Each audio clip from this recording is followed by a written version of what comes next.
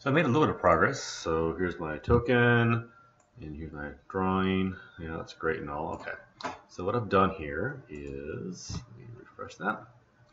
So this is still a tile, and it can rotate.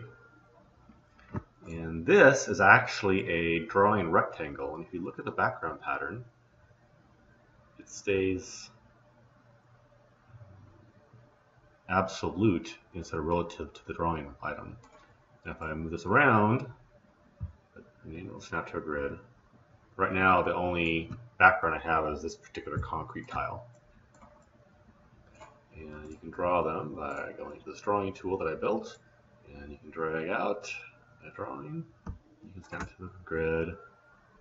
Go over here and fix it up. You cannot rotate this item. You can't do it in map tools. I'm not sure what the point would be.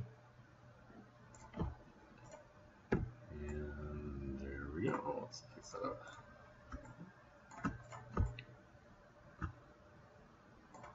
It's kind of a weird setup there, but let's give that a try. And around we go.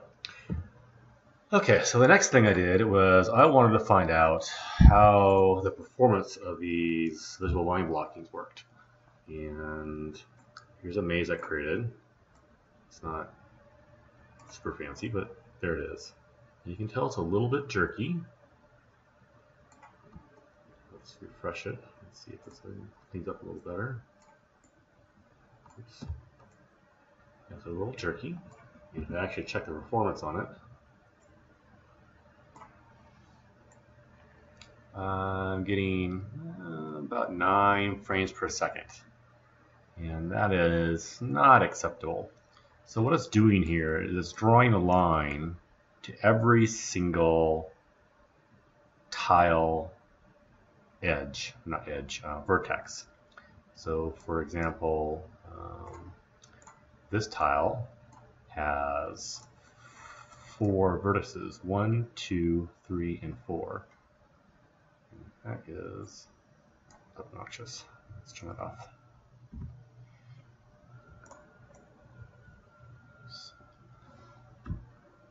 So go back to my token, and you'll see that when this thing draws, it's drawing a token. It's drawing a ray from my token out to this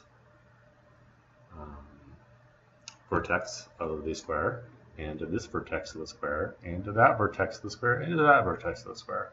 It's actually drawing more than that. Every vertex, it's drawing one ray slightly less than the angle it needs to get to it, and slightly greater than the angle it needs to get to it. And that's just the line blocking routines I'm currently using.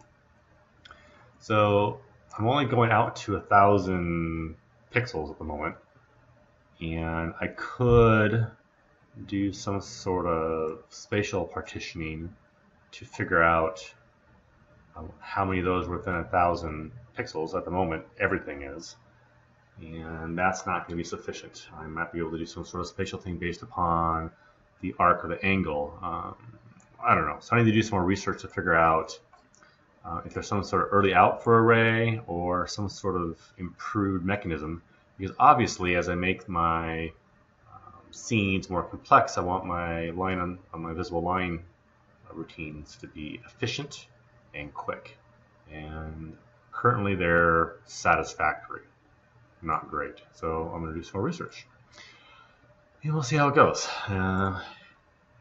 This maze was actually kind of fun to build, and I can cheat.